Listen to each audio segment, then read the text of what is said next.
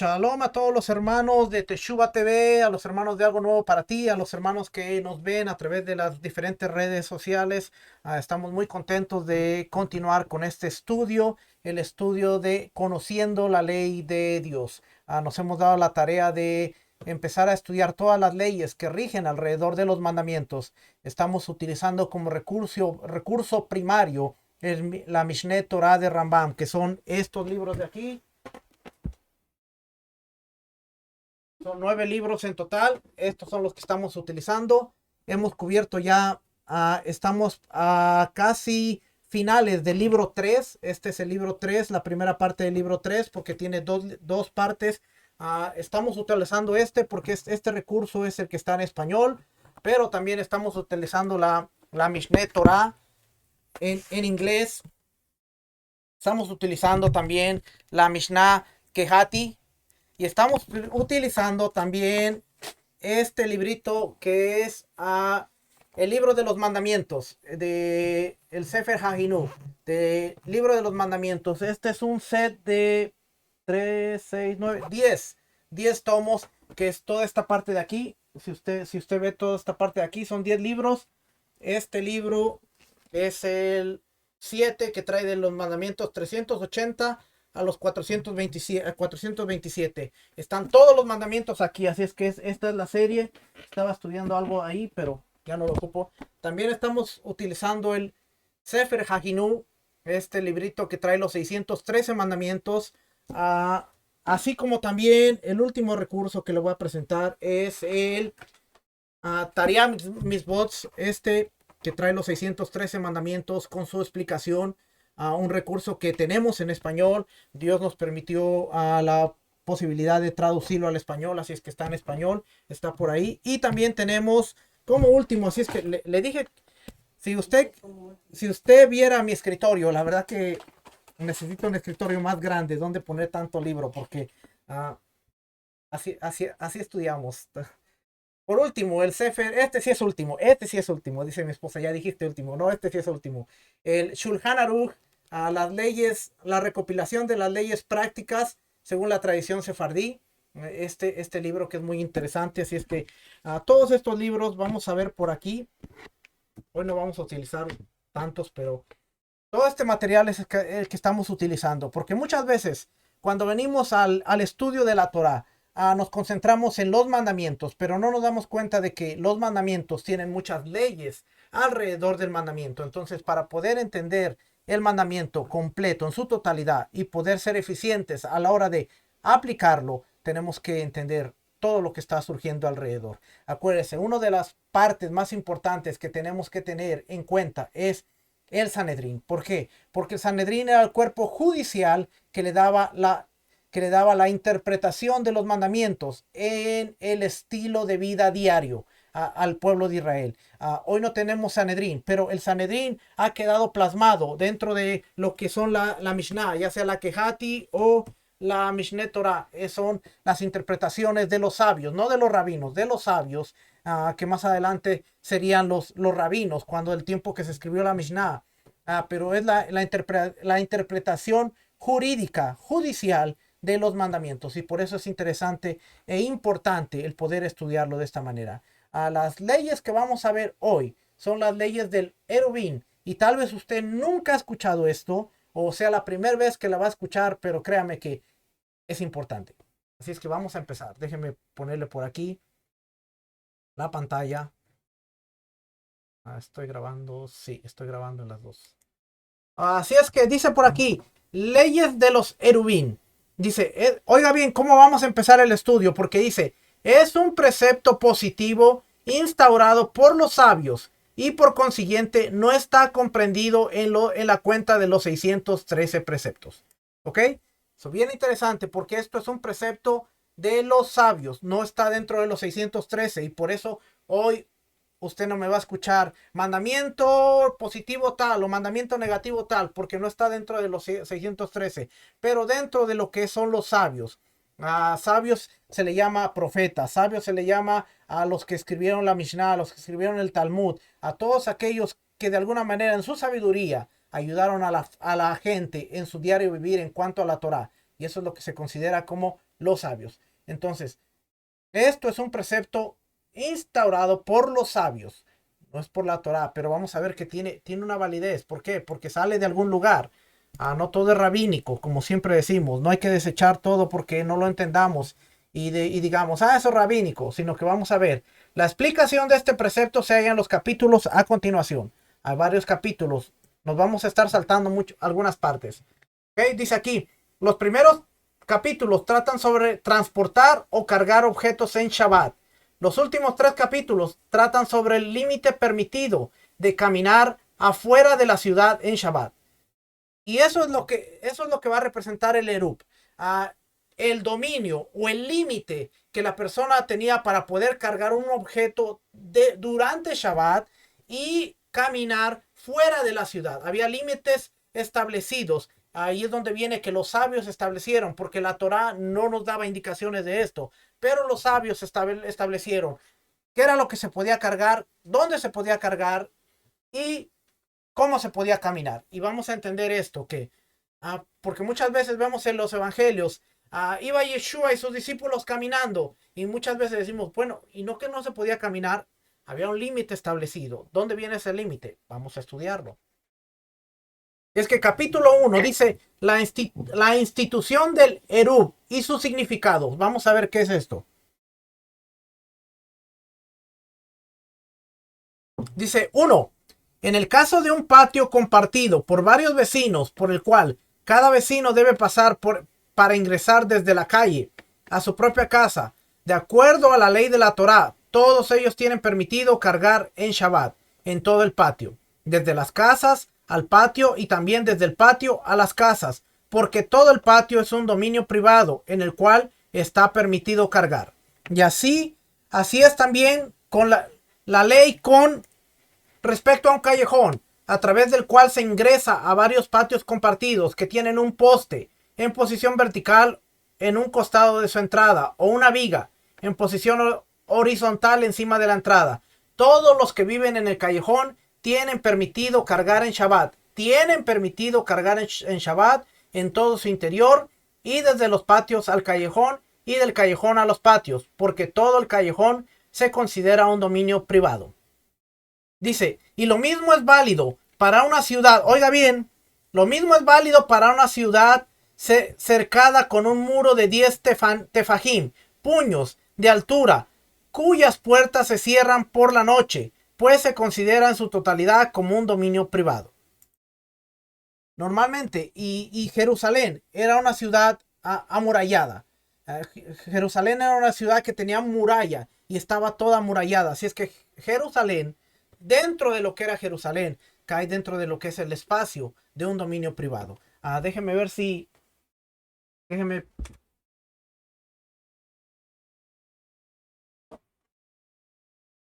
En este recurso, la guía ilustrada del templo. Déjenme ver por aquí. Ahorita que me acordé. Por aquí le voy a dar una imagen de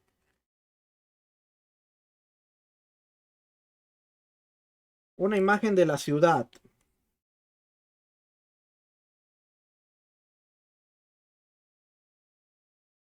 De los tiempos de Nehemías. No me aparece por aquí, pero yo sé que la tengo. Yo sé que está aquí.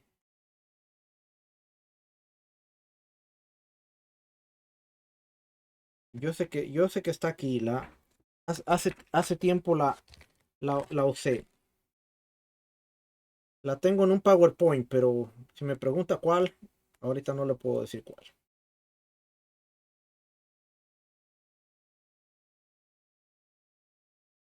Entonces no me pregunte, ¿no? Porque no le voy a poder decir cuál.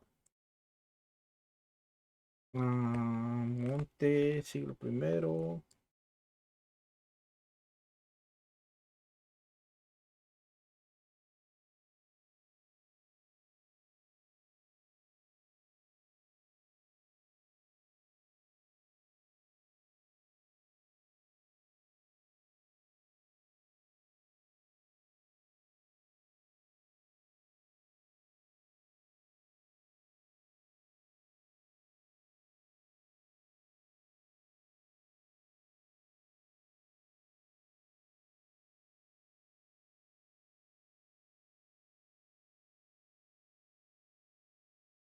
Mire, aquí dice Ciudad Vieja de Jerusalén en la actualidad. Bueno, aquí para que tenga una idea. No encontré la de Nehemías, pero para que tenga una idea. Cómo está ahí? ¿Ve? Aquí está el domo dorado, que era donde estaba el lugar santo, el lugar santísimo, el templo. Y prácticamente esta es la muralla de toda la ciudad. Aquí donde ve toda la ciudad. Es una ciudad amurallada. Le debo la de Nehemías. Yo sé que está por aquí, pero...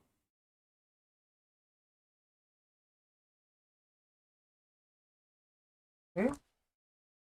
Por improvisar, eso me pasa por improvisar. Quizás estaba en el otro tomo, el de el tabernáculo.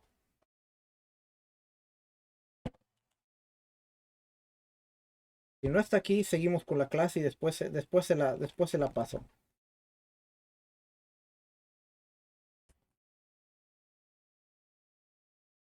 No, tampoco está aquí, así es que después se la paso. ¿Ok? Pero para que vea cómo era una ciudad amurallada. Y dice aquí, lo mismo es válido para una ciudad cercada. Leímos ahí. Dice, lo mismo es válido para una ciudad cercada, con un muro de 10 tefajim, puños de altura, cuyas puertas se cierran por la noche, pues se la considera en su totalidad como un dominio privado. Esto es por ley de la Torá. Cada tefaj, ¿cuál es la medida de un tefaj? Cada tefaj es aproximadamente 8 o 10 centímetros.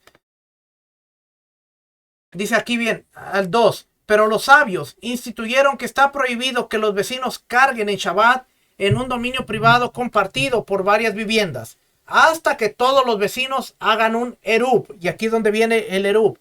En la víspera de Shabbat, o sea, viernes antes de caer el sol. Esto se aplica ya sea para un patio, un callejón o una ciudad. Esto es una regulación del rey Shlomo, Salomón y su tribunal. De ahí es donde viene. Asimismo, los que viven en carpas, cabañas o en un campamento cercado por una división no deben cargar de una carpa a otra hasta que todos hagan un erub. Pero en el caso de una caravana, que cuando se detienen por un corto periodo de tiempo, sus integrantes hacen una división alrededor de su campamento y no necesitan hacer un erub, sino que pueden sacar objetos de una carpa a otra sin erub porque ya de por sí están todos unidos y sus carpas no son fijas. ¿Para qué Shlomo, para qué Salomón instituyó esto? Para que a las personas no se equivoquen y digan, así como está permitido, cuando la ciudad está rodeada con un muro de 10 tefajim de alto, sacar objetos de los patios a las calles y mercados de la ciudad e ingresar objetos de estos a los patios, también está permitido sacar objetos de la ciudad al bosque, que es dominio público, y viceversa. Asimismo, pensarán que los mercados y las calles, por ser dominio de todos, no son como los bosques y los desiertos, por lo cual dirán que solo los patios son dominios privados y pensarán que transportar objetos no es una melajá.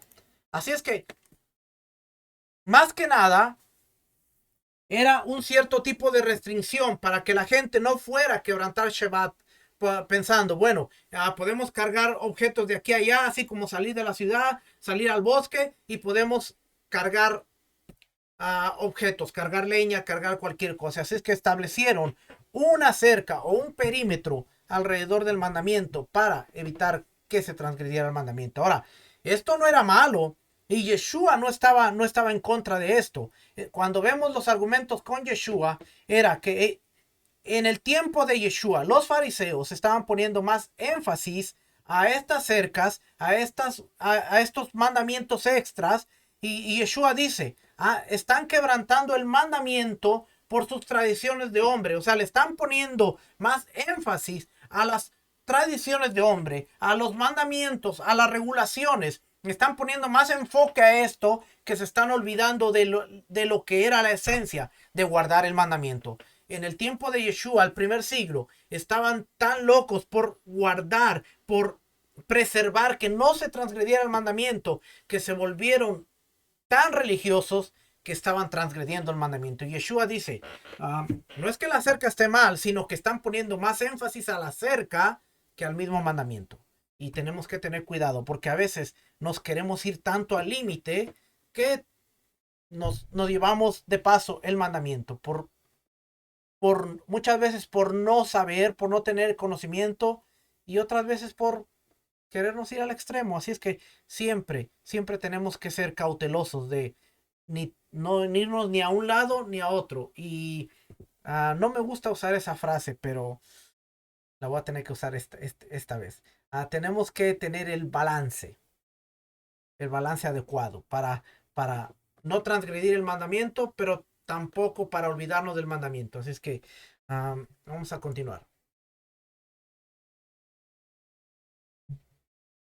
5 dice, por lo tanto, con respecto a todo dominio privado, dividido en varias viviendas de las cuales diferentes personas tomen posesión y queda una área de uso común sobre la cual todos sus vecinos tienen el mismo derecho, como por ejemplo un patio de varias casas, el rey Salomón estableció que esta área de uso común debe ser considerada como un dominio público y que solamente cada espacio tomado como posesión por cada uno de los vecinos es considerado dominio privado, por lo cual estará prohibido sacar objetos del dominio de cada uno que cada uno separó para sí mismo hacia el dominio común, y del mismo modo que está prohibido sacar objetos de un dominio privado a un dominio público, más bien, cada uno hace uso del dominio que separó para sí solamente hasta que todos los vecinos del patio hagan un erup. Esto es necesario a pesar de que por la ley de la Torá todo el patio con sus casas es considerado un dominio privado. ¿Qué es un erup? La pregunta ahora, ¿qué es un erup? Un eruv es que todos los vecinos se unen con un alimento que dejan antes de Shabbat, lo que equivale a decir, todos nosotros estamos unidos y compartimos una comida para todos y ninguno de nosotros se separa, sino que así como todos tenemos el mismo derecho en este espacio que quedó para uso común, así también tenemos igual derecho en todos los espacios que cada uno tomó como posesión para sí. Por lo cual, se considera que todos nosotros compartimos un mismo dominio. Gracias a este acto, el acto del el Eruv, las personas no se van a equivocar y pensar que esto que está permitido sacar e ingresar objetos del dominio privado al dominio público. El Eruv que los habitantes de un patio hacen entre ellos es denominado Eruv Hatzerot, que quiere decir unión de los vecinos del patio. Y el que hacen los habitantes de un callejón o de una ciudad es denominado Shituf, sociedad. Así es que, antes de caer el Shabbat, viernes, a la víspera de Shabbat, hacían un eruv dentro de un espacio común donde compartían, pero había un espacio público para que todos pudieran cargar dentro de esa área. Hacían el eruv. Y ya vamos a seguir viendo ahorita. Pero también para la ciudad, dentro de la ciudad, para que pudieran caminar, tenían que hacer un eruv que se llamaba Shituf. Shituf, el eruv de sociedad, o el eruv Hatzerot, que era la unión de los vecinos del patio.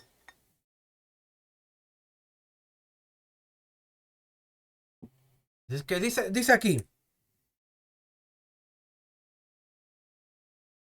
el eruv de los patios solamente debe hacerse con un pan entero, incluso un trozo de pan del tamaño de un sea.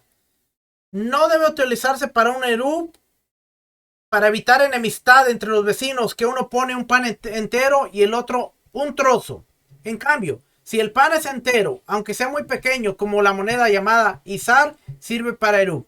Así como se puede hacer eruv con un pan de uno de los 5 tipos de cereal mencionados en Deuteronomio 8:8, que son trigo, cebada, centeno, avena, trigo, cebada, centeno. Se me olvida. Me olvida los. Pero vamos a ver Deuteronomio 8. Me olvida, pero aquí tengo la Biblia. Deuteronomio 8:8. ¿Dónde tengo Biblia? Por aquí. Deuteronomio, por no anotar las cosas y por no tomar.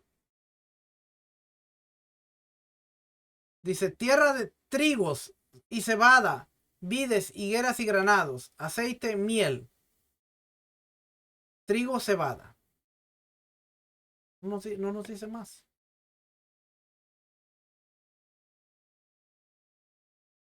Deuteronomio 8:8.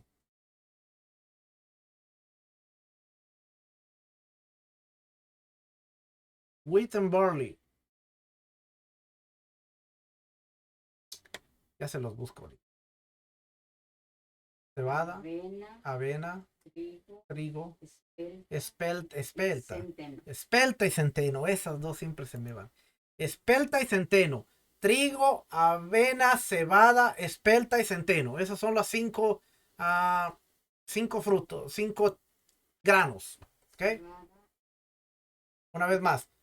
Trigo, cebada, avena, espelta y centeno. Son los 5 granos de los cuales se podía hacer pan. Ok, ahí está. Salimos de eso. También se puede hacer pan con una de arroz o lentejas, pero no con pan de mijo. Pues como no se suele hacer pan con mijo, no se considera pan. Con respecto al shituf, que es el de la ciudad, sirve tanto cualquier tipo de pan como otros alimentos. Cualquier alimento, excepto agua sola o sal sola. 9. ¿Cuál es la medida de alimento necesario para un shituf? La del de la ciudad. Una cantidad equivalente al volumen de un higo seco para cada uno de los habitantes del callejón o de la ciudad. Esto es si son 18 personas o menos. Pero si son si son más, la cantidad requerida para el shituf es de 2 comidas, que equivale a 18 higos secos o a 6 huevos medianos. Entonces, aunque los beneficiarios del shituf sean miles o decenas de miles, alcanza con 2 comidas para todos. Bien interesante que está usando que para 2 comidas. Y la medida es higos secos o medios huevos. Y esto es interesante porque cuando llegamos a las fiestas que caen después de Shabbat, es interesante porque, oiga, ¿por qué? Porque cuando entendemos esto, las fiestas que caen después de Shabbat, en las cuales está permitido cocinar, no como el Shabbat semanal, pero está permitido cocinar en Shabbatón alto. Por ejemplo, digamos, Shavuot. Cae el Shabbat semanal, termina Shabbat y al empezar domingo, sábado por la tarde, empieza Shavuot, que es un sábado, un Shabbat especial, Shabbat alto. Se permite cocinar. Pero dentro de las leyes tenemos que ver o Pesaj, que cae Pesaj y después cae panes sin levadura inmediatamente del el Shabbat semanal, cae panes sin levadura. Y se puede cocinar, pero dentro de las leyes está establecido que, por ejemplo, usted va a preparar la comida de Shabbat del viernes y va a hacer un eruv, que es lo que estamos viendo. Se separa un matzah y un huevo y se hace una bendición especial que a través de este eruv a los alimentos que vamos a consumir, y después se la presento esa bendición. Y usted puede cocinar inmediatamente después de caer el Shabbat semanal al domingo. Que aunque es un Shabbat especial, Shabbat alto, usted puede cocinar, pero el Eruv ya fijó el límite de todo esto. Y muchas veces esto no lo sabemos. Y para serle sincero, este es el primer año que yo me he metido a estudiar así de lleno y he podido aprender muchas cosas como el Eruv, antes de Pesach y antes de que caiga el Shabbat especial, que se junta Shabbat semanal y Shabbat especial, 2 días juntos. Se hace todo esto y es interesante porque a medida que vamos viendo esto, vamos viendo, ok, sí se puede cocinar, pero ¿qué hay que hacer para poder cocinar? Casi nadie sabe. Y solo es en las fiestas, exacto. Solo es en las fiestas, no es en cada Shabbat semanal que usted diga voy a estar. Okay, pero vamos a ver entonces. Dice aquí, para hacer un shituf con cualquier alimento que se puede consumir solo, como el pan, tipos de cereales y carne cruda, como algunos solían comer. Ahora, cuando usted ve esa parte de que algunos solían comer carne cruda, acuérdese que la carne literalmente la pasaban en agua con sal. ¿Y qué pasa cuando usted pone una carne en un agua salada por un tiempo? Automáticamente toda la sangre se le va. No es que estaban comiendo sangre, sino que esa carne, la sangre se le fue a través de pasarla en agua con sal. Haga el experimento usted y la carne casi se le cose ahí en el agua con sal. Dice, la medida que se requiere es de 2 comidas.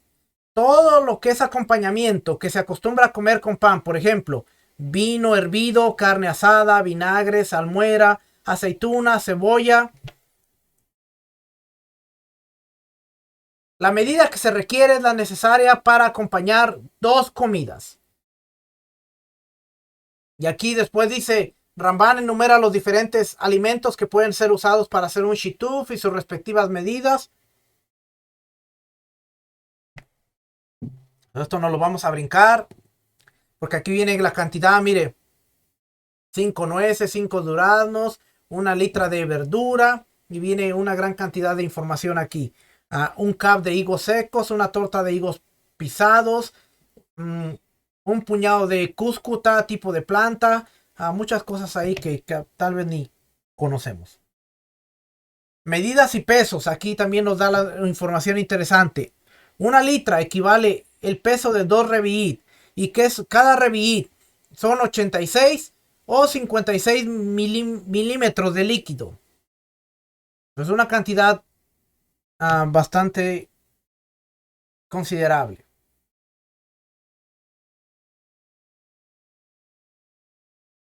Vamos a brincarnos aquí. Aquí. Detalles en el establecimiento de un eruv y su bendición. ¿Cómo se hace un eruv?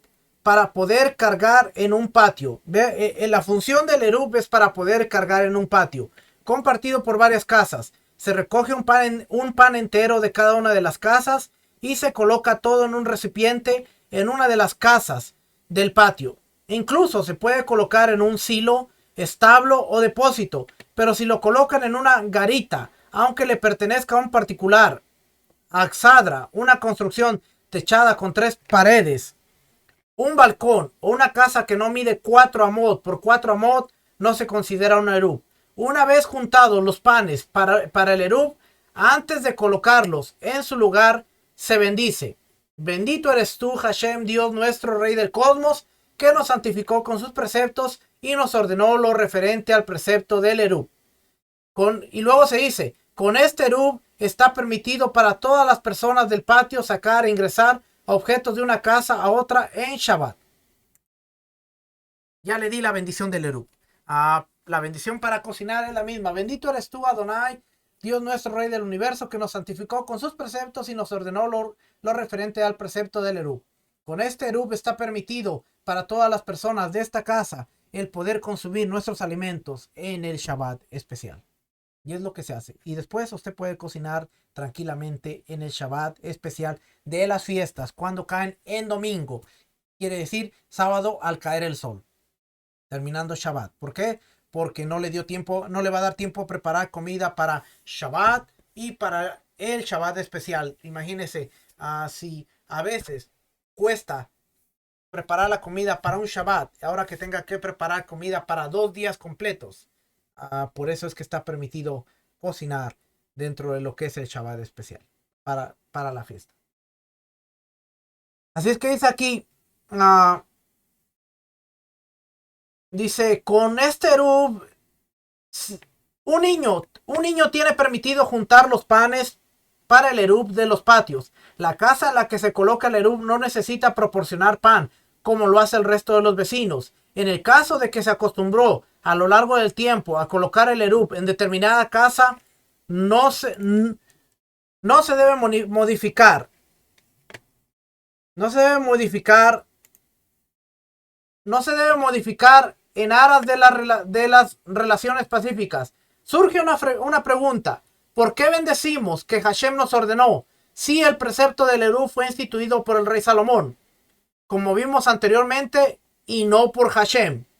Aquí es donde mucha gente tiene preguntas y dice, bueno, si este no es un mandamiento, y no solamente con esto, sino por ejemplo, a las velas de Hanukkah o algunas otras cosas que dicen, pero si esto no está en la Torah, ¿por qué seguimos diciendo, bendito eres tú, Dios, que nos santificó y nos ordenó, si no es un mandamiento de la Torah? Y aquí viene la respuesta para esto y para muchas otras cosas que usted quizás se ha cuestionado. Porque a mí me han dicho, ¿y por qué a la hora de prender las velas de Hanukkah uno dice, bendito eres tú, Dios nuestro, Rey del universo, que nos ordenó?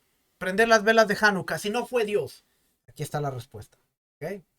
Por eso al estudiar esto encontramos no solamente respuesta de lo que estamos estudiando, sino muchas respuestas más. Fíjese, ¿por qué?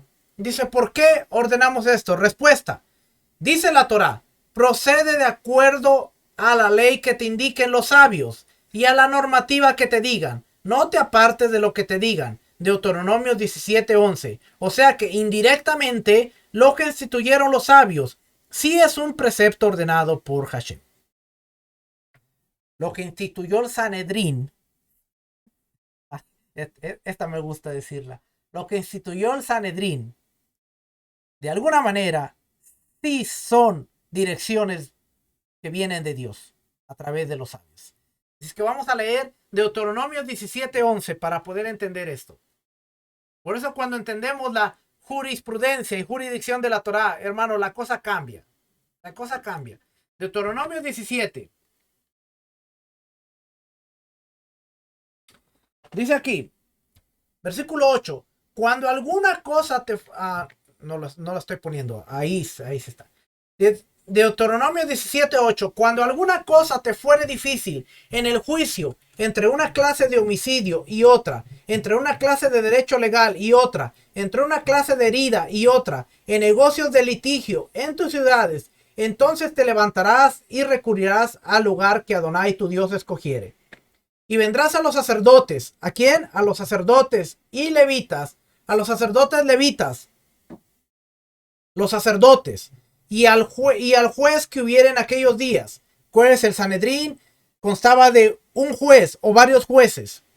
Y preguntarás, y ellos te enseñarán la sentencia del juicio, y harás según la sentencia que te indiquen los del lugar que Adonai escogiere, y cuidarás de hacer según todo lo que te manifiesten, según la ley que te enseñen, y según el juicio que te digan, harás. No te apartarás ni a diestra ni a siniestra de la sentencia que te declaren. Y el hombre, oiga bien, el 12, y el hombre que procediere con soberbia, no obedeciendo al sacerdote que está para ministrar ahí, delante de Adonai tu Dios, o al juez, el tal morirá, y quitarás el mal de en medio de Israel, y todo el pueblo oirá y temerá, y no se ensorbecerá. Vamos a ver qué nos dice el capítulo 16. Capítulo 16, versículo 18. Jueces y oficiales pondrás en tus ciudades que Adonai tu Dios te dará, en tus tribus, los cuales juzgarán al pueblo con justo juicio. No tuerzas el derecho, no hagas acepción de personas, ni tomes soborno, porque el soborno ciega los ojos de los sabios y pervierte las palabras de los justos. La justicia seguirá para que vivas y heredes la tierra que Adonai tu Dios te da. ¿Y qué nos dice? Números capítulo 18. Adonai dijo a Aarón, tú y tus hijos y la casa de tu padre contigo llevaréis el pecado del santuario, y tú y tus hijos contigo llevaréis el pecado de vuestro sacerdocio, y a tus hermanos también, la tribu de Leví, la tribu de tu padre, haz que se acerquen a ti y se junten contigo y te servirán, y tú y tus hijos contigo llevaréis delante del tabernáculo del testimonio y guardarán lo que tú ordenes y el cargo de todo el tabernáculo. Jurisprudencia de la Torá. Y bien claro dice a Maimónides, Rambán, el libro que estamos estudiando, dice aquí. O sea que indirectamente lo que instituyeron los sabios sí es un precepto ordenado por Hashem. Mire, mucha gente tiene problemas. Déjenme quito esto de aquí porque la pila se hace más larga, grande y grande. Mientras lo voy a poner por aquí abajo. Mucha gente tiene problemas cuando se le dice, no, es que la Mishnah dice, no, pero es que la Mishnah, pero es que eso es rabínico, pero es que eso. Pero no entendemos, hermano, que indirectamente, esto viene del Eterno también. Porque él estableció el Sanedrín. Él le dijo a Aarón, tú y tus hijos llevarán contigo el pecado del santuario.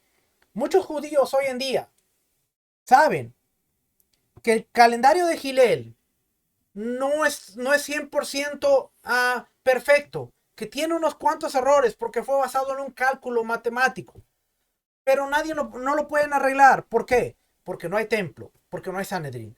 Cuando se ha instituido el altar, no el templo, el altar, porque es lo único que se necesita. Cuando se ha instituido el altar y hay un Sanedrín, el primer sacrificio que van a hacer es el sacrificio por la culpa. Por todos estos años que se ha seguido un calendario que fue establecido oficialmente por la última persona que tenía la jurisdicción. Nadie lo puede cambiar. Y aunque no sea 100% correcto, no se puede hacer nada hasta que no se vuelva a establecer el altar y el Sanedrín. Así es que por eso hoy hay mucha gente que dice, no, pero nosotros podemos determinar cuándo empiezan las fiestas basado en cuándo vemos la luna. No tenemos jurisdicción. No, pero es que nosotros podemos, es que nosotros no podemos hacer nada, hermano. Porque claramente dice aquí, no te apartes de lo que te digan. O sea que indirectamente lo que instituyeron los sabios sí es un precepto ordenado por Hashem. ¿Y cómo se hace un shituf? Para poder cargar en un callejón compartido por varios patios. Se retira un alimento del volumen de un higo seco de cada uno de los que viven ahí. Y si son muchas personas, alcanza con que cada uno dé menos del volumen de un higo seco. Se coloca todo en un recipiente en uno de los patios del callejón o en una de las casas, aunque sea una casa pequeña. Un axadra, que es una construcción techada con 3 paredes, o un balcón, y esto es un shituf. Pero si se lo coloca en el callejón al aire libre, no se considera shituf. Y si se coloca el recipiente en un patio, es necesario que esté elevado un tefaj, un puño del suelo, para que sea notable. Se bendice, se hace una bendición también. Bendito, lo referente, bendito eres tú, Adonai, nuestro Elohim, lo que leímos hace rato, que nos ha comendado lo referente al precepto del Erub. Y luego se dice, con este shituf estará permitido para todas las personas del callejón sacar e ingresar objetos en Shabbat de los patios al callejón. Si se dividen los alimentos del Erub o del shituf en diferentes recipientes, aunque estén en una misma casa, no se considera Erub porque toda la idea es unificar las propiedades de los vecinos por intermedio de los alimentos. Pero en el caso de que hayan llenado un recipiente con los alimentos del Erub y sobra un poco, y este sobrante lo colocan en otro recipiente, se permite. Vamos a brincarnos para acá.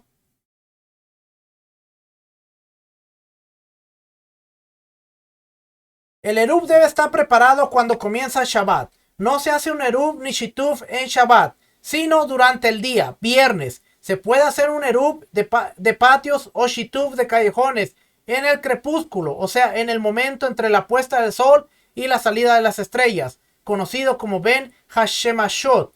Aunque hay dudas si el momento es considerado día o noche. Siempre es necesario que el pan o el alimento del Erub o Shituf esté accesible y que sea posible comerlo durante todo el crepúsculo. Por eso, si un montículo de piedras cae sobre el alimento o el pan, o se pierde, se quema, o si era terumá y se purificó siendo de día del viernes, no es un Erub válido. Y si se perdiera, quemara, impurificara, etcétera, a la noche cuando ya comenzó Shabbat, es un Erub válido. Y si hay duda de si ocurrió antes o después del comienzo de Shabbat, es un Erub válido, porque cuando hay una duda sobre un Erub es válido.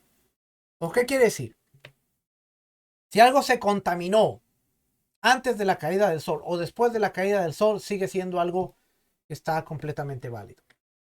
Pero está entendiendo la idea. La idea es de que se unen para hacer una comida, a juntar una comida, y eso les permite después poder cargar y poder llevar algo de su dominio privado al dominio público y del dominio público al dominio privado. Esto estaba en vigencia en los tiempos de Yeshua. Así es que cuando vemos que el paralítico de Betesda, capítulo 5 del libro de Juan, está cargando su lecho, tenemos que ver entonces la contienda que había entre la escuela de Gilel y la escuela de Shammai, porque dentro de las leyes que habían establecido era permitido cargar su lecho. Por eso Yeshua, un buen observante de la Torá, que sabía que se había hecho un eruv el viernes antes de la caída del sol, él le dice, toma tu lecho y anda. ¿Por qué? No porque iba en contra de la Torá, sino porque aún dentro de lo establecido por los sabios, él sabía que era completamente permitido cargar su lecho. El problema es que Shammai y Hillel siempre tenían contiendas en la interpretación. No, esto es así, no, esto es así. Si hoy tenemos contiendas, imagínense los tiempos de Yeshua. Y ese era el pleito que tenía. Y por eso Yeshua dice, hey, ustedes están más concentrados en los detallitos, que se olvidan de la justicia, la misericordia, la verdad. Es más, ya que llegamos ahí, déjeme llevarlo aquí. Mire, en esta Biblia, la Biblia es la Biblia arqueológica. Biblia de estudio arqueológica. Dice aquí.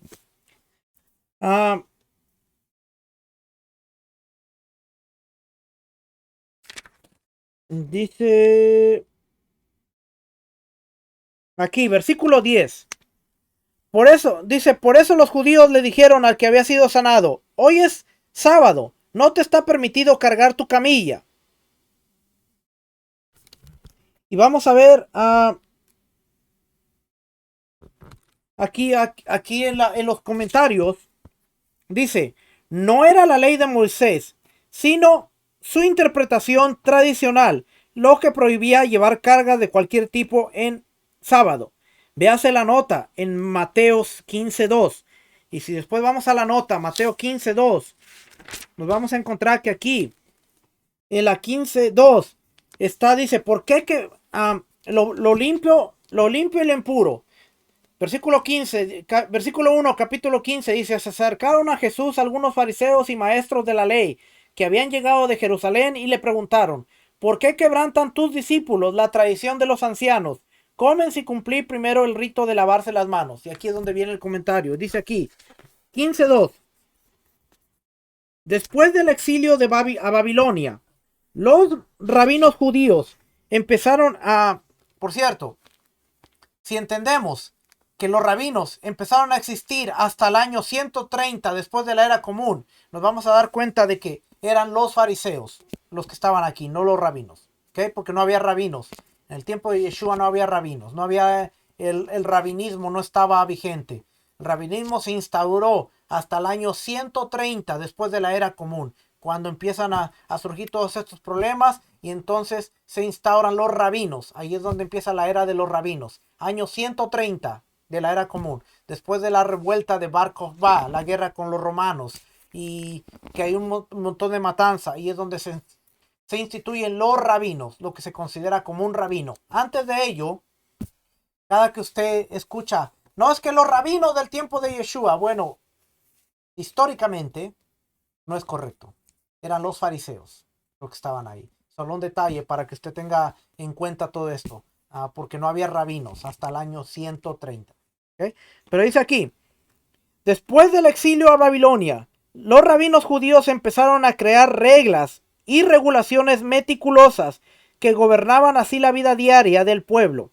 Estas interpretaciones y regulaciones eran de la ley de Moisés, que fue transmitida de generación en generación. En la época de Jesús, esta tradición de los ancianos era la forma oral. No fue hasta aproximadamente el año 200 de la era común que fue puesta por escrito en la Mishnah. Véase interpretación bíblica del Qumran y los primeros rabinos en la página 1645. Fíjese qué interesante, porque aún dentro de esta Biblia, si usted va a un comentario del capítulo 5, versículo 2, lo lleva a Mateo, y ahora de Mateo nos lleva a una reseña histórica que es página 1645.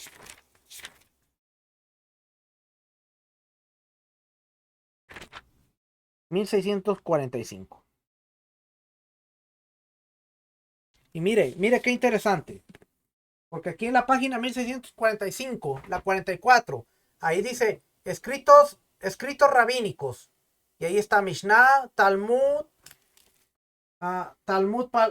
Mishnah, no, Midrash Midrash, Tosefta, Talmud palestino y Talmud Babilonia. Y ahí está toda la información. ¿Ve?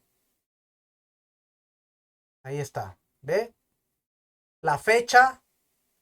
Y aquí del otro lado es donde dice interpretación bíblica en el Qumran.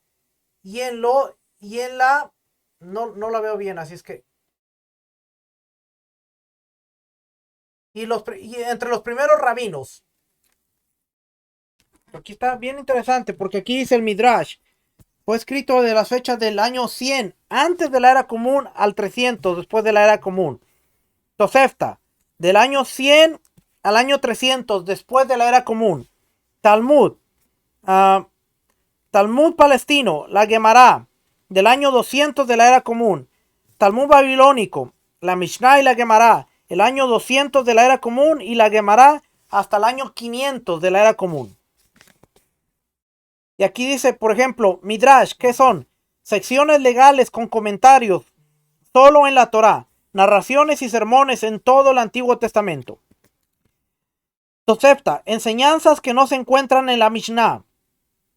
Talmud palestino, comentario en la Mishnah. Talmud babilónico, Mishnah, porciones legales comentadas en la Torá. Y la Gemara, comentario en la Mishnah. Pero dice aquí, interpretación entre el Qumran y los primeros rabinos.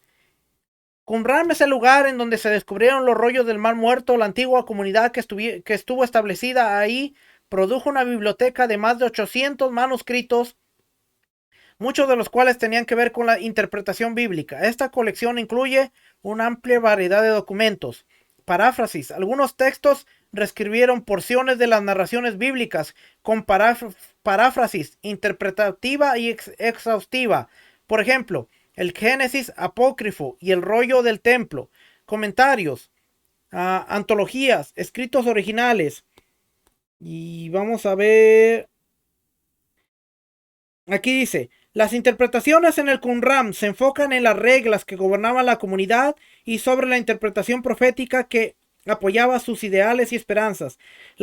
A las antiguas interpretaciones rabínicas estaban principalmente preocupadas con el halajá, las normas que gobernaban la vida diaria y la práctica religiosa.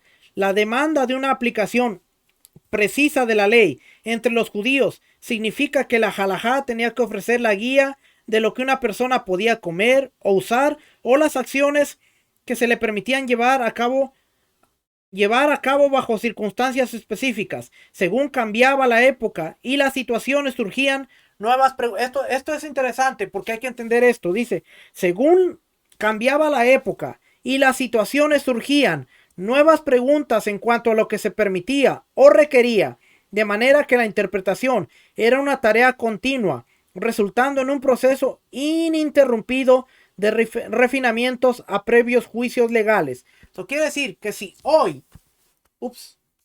me brinqué mucha parte de aquí.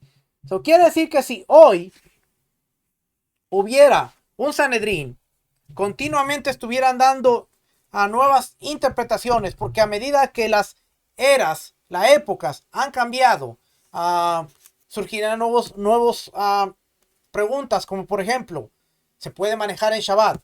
Bueno, en ese tiempo no había carros. Se puede usar el teléfono. Bueno, en ese tiempo no había teléfono. Se puede hacer muchas cosas que en ese tiempo no había, que han evolucionado, pero la interpretación quedó estancada. ¿Por qué? Porque fue el tiempo hasta donde ellos llegaron. Ya no hubo más. Y ahora podemos ver lo que estaba ahí y aplicarlo de la mejor manera, pero no hay una interpretación hasta que vuelva a haber un nuevo Sanedrín y entonces toda la estructura vuelva a cambiar y podamos nuevamente volver a tener nuevas interpretaciones. Es interesante porque dice aquí, estos refinamientos tomaron lugar en un estilo dialogístico mientras los rabinos discutían acerca de la correcta aplicación de los textos bíblicos y principios legales. Todo tiene que ver con textos bíblicos y principios legales. En sus deliberaciones tendían a citar o a colocar juntos una serie de versículos basándose en algún parecido, tal como el hecho de que cada versículo tuviera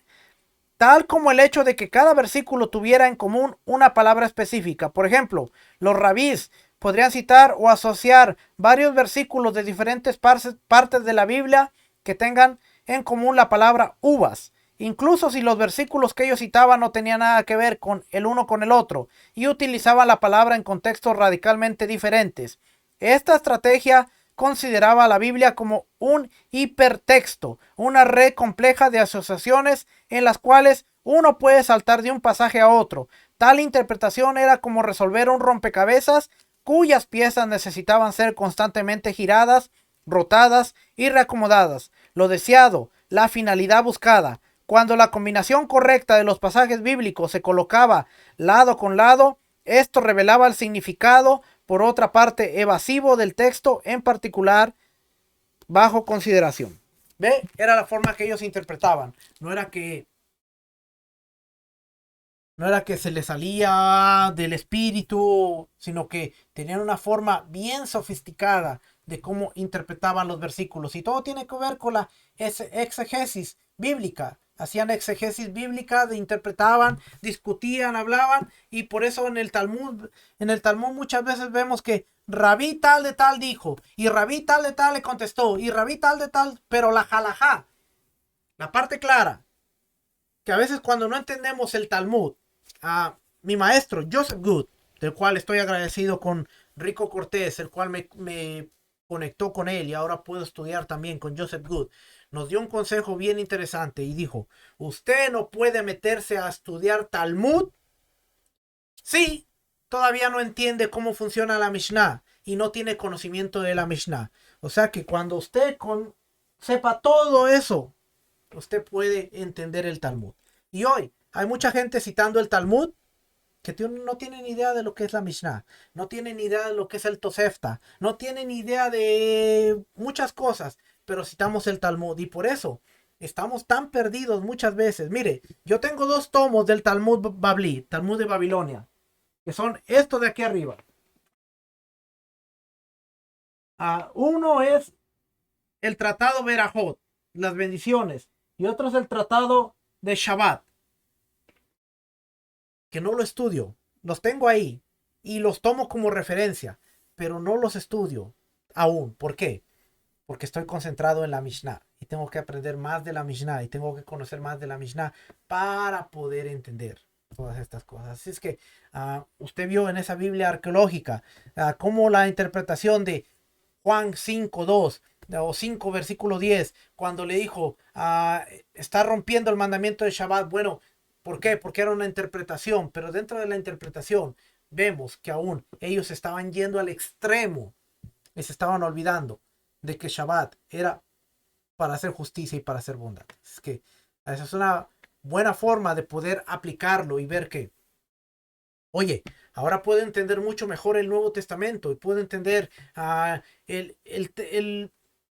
el pasaje de Bethesda, el paralítico y esto. Oye, mira, muchos nos enfocamos de que era un ángel, no era un ángel, era Esclapio, era la piscina de un dios griego, que era esto, que era el otro, pero no nos enfocamos en que Yeshua estaba haciendo justicia, bondad, estaba sanando y de hecho estaba sirviendo de precedente, de decir, se ha hecho un Erub, este hombre puede cargar del dominio público al dominio privado sin problema, pero ustedes, en lugar de enfocarse en la justicia, en la bondad, en lo que está sucediendo, se están enfocando en algo tan minucioso y se están perdiendo de lo que Dios ha establecido. Así es que esto del Erub nos ayuda, aunque usted dice, pero ¿esto qué tiene de importancia? Bueno, para nosotros no mucha, para nuestro hermano Judá, mucho. ¿Sabe por qué? Porque ellos lo primero que hacen es establecer comunidades. Y en las comunidades, ellos tienen el Erub establecido el viernes en la tarde.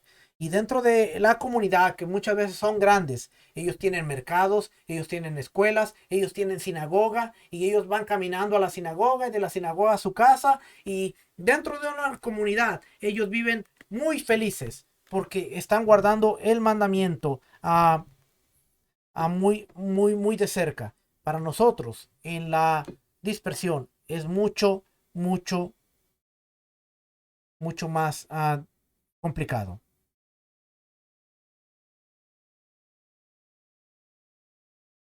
Aquí me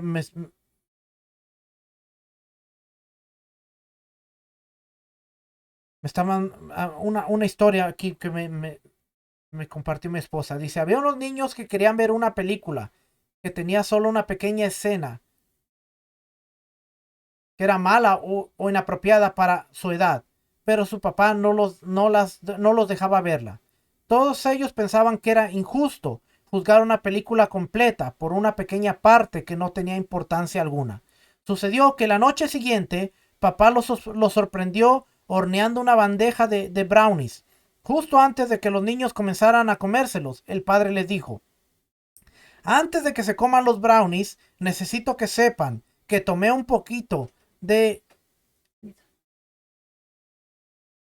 tomé un poquito de la popó de nuestro perro y la puse en la mezcla de los brownies. Pero no hay que preocuparse, es solo un poquito. El resto estará bien y apenas si lo notarán. Lo curioso fue que los niños no tocaron los brownies. De hecho, dijeron que todos los brownies deberían ser tirados a la basura. A lo que papá respondió, no entiendo, es solo un poquito del excremento, de la popó del perro. Era la parte más pequeña. Probablemente ni siquiera esté en el mordisco que tomarán. Ciertamente no lo arruinará todo. Después que el papá le explicara en detalle cómo ese pequeño pedacito arruinó toda la bandeja y convirtió en basura todo, dijo. Y eso es por lo que no vemos películas con una sola pequeña parte que desagrada a Dios. Porque precisamente esa pequeña parte es la que lo arruina todo. Los niños se alejaron en silencio y finalmente lo entendieron. Tenemos que recordar siempre, el engaño es 99% verdad, con tan solo 1% de error muchas veces. Es nuestra responsabilidad cuidar y proteger. La agenda es destruir todas las generaciones por venir, pero nosotros somos los guardianes. Así es que muchas veces tenemos que ver que hay cosas que quizás son insignificantes, pero cuando las vemos en su contexto podemos ver que nos pueden bendecir mucho.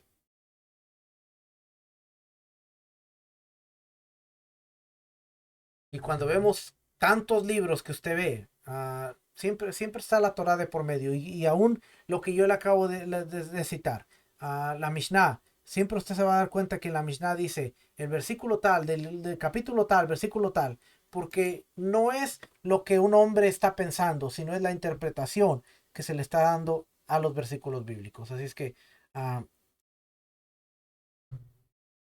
¿dónde me quedé? Aquí me quedé.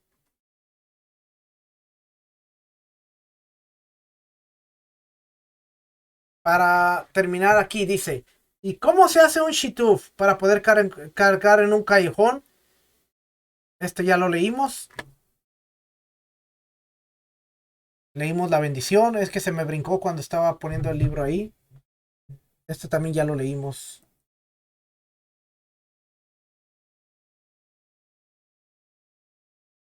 El Erub, aquí nos quedamos aquí. Que debe ser preparado cuando comienza Shabbat.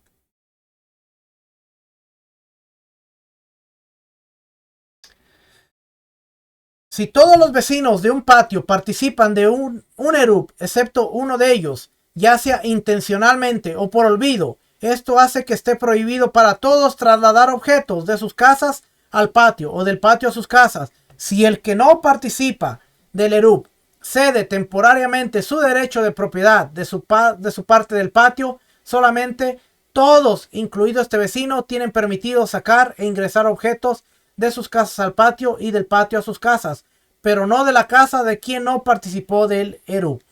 Si cede su derecho de propiedad de su casa y de su parte del patio, todos tienen permitido sacar e ingresar objetos de sus casas, incluso de la casa de este vecino. Ellos lo tienen permitido porque hicieron un Eru y él le cedió su derecho de su casa y del patio. Y también él lo tiene permitido porque no le quedó derecho de ninguna propiedad. Y es con respecto a los vecinos como un invitado. Y un invitado no obstaculiza un erup. En este contexto, la cesión del derecho de propiedad es meramente verbal. ¿Cómo se explicará? Quiere decir que si alguien dice, yo no voy a hacer un eruv, tienes dos opciones. O limita a todos los vecinos de la comunidad a que carguen el Shabbat. Nadie puede cargar. ¿Por qué? Porque esta persona no participó del eruv. O puede ceder y decir, bueno, yo cedo mi propiedad, cedo mi espacio temporalmente y soy como un invitado para ustedes. Así es que si él se niega, imagínense la gran cantidad de vecinos que va a tener molestos porque ahora no pueden cargar en Shabbat por causa de uno que dijo, no lo quiero hacer. Así es que, como usted se da cuenta, estas cosas, más allá de ser rabínicas, legalistas, es un sentido de noción a la persona de decir, bueno, tenemos permitido hacer esto, pero conlleva un trabajo. Tenemos que prepararnos el viernes para hacer la comida, preparar el eruv, preparar todo el espacio y entonces permitirnos poder cargar dentro de lo que es un dominio público al privado y del privado al público y así poder entender un poquito mejor lo que sucedía dentro del tiempo de Yeshua y el tiempo de sus discípulos. Así es que esto es sumamente interesante porque a veces no entendemos estas cosas y como usted puede ver, hay muchas cosas aquí que si nos brincamos, muchas cosas que están hablando del eruv y son sumamente interesantes, pero vamos a ver, dice, asimismo, si el patio es compartido con un israelita kasher y un saduceo, este hace que esté prohibido cargar hasta que ceda su derecho de propiedad al israelita. ¿Y quiénes eran los sacerdotes en la época de Yeshua? Los saduceos. Este comentario es bien interesante porque dice, si el patio es compartido por un israelita kasher y un saduceo, este hace que esté prohibido cargar, porque el saduceo hace que esté prohibido cargar hasta que ceda su derecho de propiedad al israelita. O sea que si el saduceo decía, yo no cedo mi derecho, nadie tiene prohibido cargar. Y por lo tanto, están transgrediendo Shabbat al cargar porque yo no les di permiso. Y en el tiempo de Yeshua, los saduceos eran los sumos sacerdotes y eran los que de alguna manera querían controlarlo todo. Así es que cuando usted ve el capítulo 5 del libro de Juan, tenemos que ver quién era la audiencia, quiénes estaban ahí. Es más, vamos a leer capítulo 5 y ahí terminamos.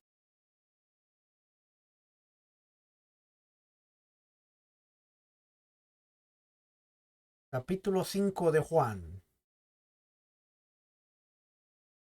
Después de estas cosas había una fiesta de los judíos y subió Jesús a Jerusalén y había en Jerusalén cerca de la puerta de las ovejas un estanque llamado en hebreo Betesda, el cual tiene 5 pórticos. En estos yacía una multitud de enfermos, ciegos, cojos y paralíticos que esperaban el movimiento del agua, porque un ángel descendía de tiempo en tiempo al estanque y agitaba el agua. Hay un trasfondo cultural bien grande en cuanto a este pasaje. No vamos a hablar de eso porque me salgo feo de lo que estamos hablando.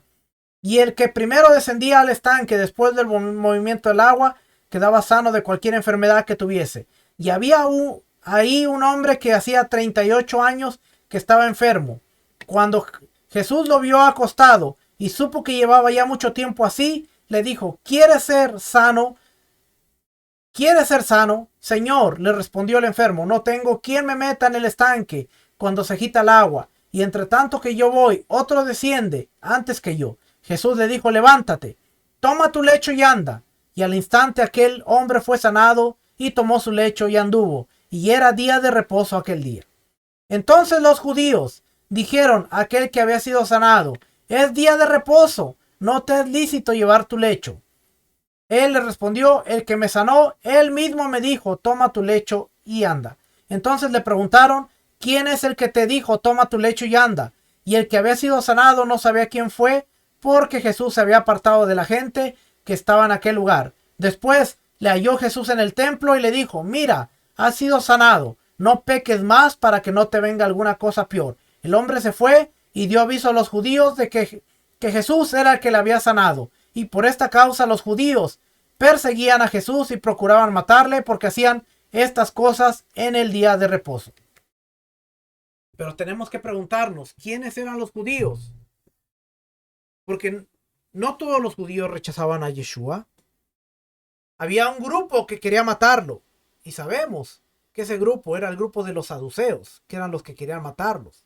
Así es que cuando vemos todo esto en el contexto cultural, podemos entender mucho mejor. Porque Yeshua le dice, toma tu lecho y anda, si sabía que era un Shabbat. Hicieron una transgresión de la Torá.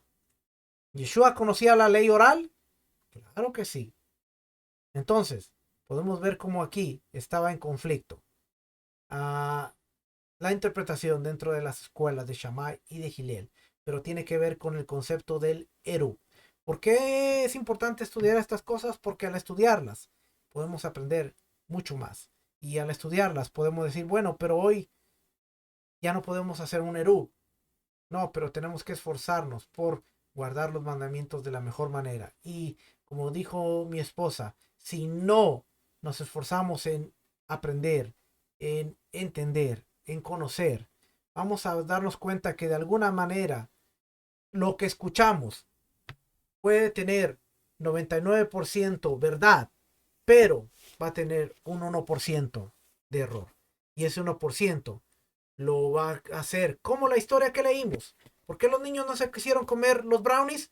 Porque ni yo me los comería. Si a mí me dicen, hey, hay un pequeño ingrediente ahí. No, y olvídate. Voy a hacer el sortudo que me va a salir el brownie con premio. Así es que no sirve. Basura. Por eso, no me crea a mí. Ni a mí me crea. Verifíquelo siempre con la escritura. Valídelo. Hay, uh, hay recursos sumamente interesantes, muy, muy interesantes que usted puede validar. Es más, mire, acaban de, acaban de, acaban de poner,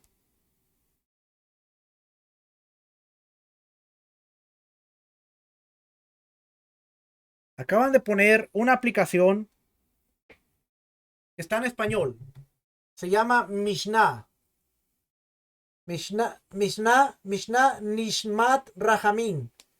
Ahí está. Es una aplicación que usted descarga. Está para iPhone, está para Android. Y ahí usted encuentra los tratados. Hay mucho material sumamente interesante. Por ejemplo, mire, aquí está Tratado Shabbat. Dice Shabbat, 2 selecciones. Si usted le da clic ahí usted encuentra Mishnah, capítulo, Mishnah 1, 2, 3, 4, 5, 6, 7, 8 y después otra vez empieza Mishnah 1, Mishnah 2, Mishnah 3 y Mishnah 4. Así es que ahí hay mucho material que usted puede entrar, validar y ver que lo que le estoy diciendo tiene mucho, mucho de validez cuando usted lo valida y lo verifica. Así es que nos vemos la próxima semana. Espero terminar este tema la próxima semana, cerrarlo y empezar con el que sigue, que es, me le digo por aquí, libro 3.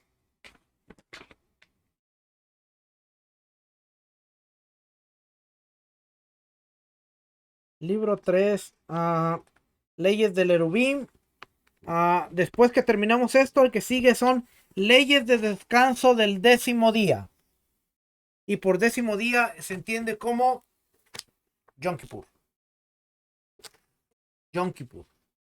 Vamos a ver un poquito acerca de las leyes de Yom Kippur. No la semana que viene, sino la otra que viene. La que viene terminamos el Erubín.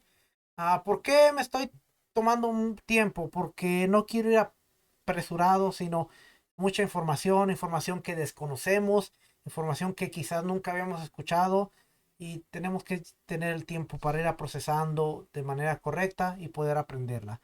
Allá viene Yom Kippur y cuando estudiemos Yom Kippur va a ser interesante. Créame que tenemos mucho que aprender y mucho que seguir estudiando.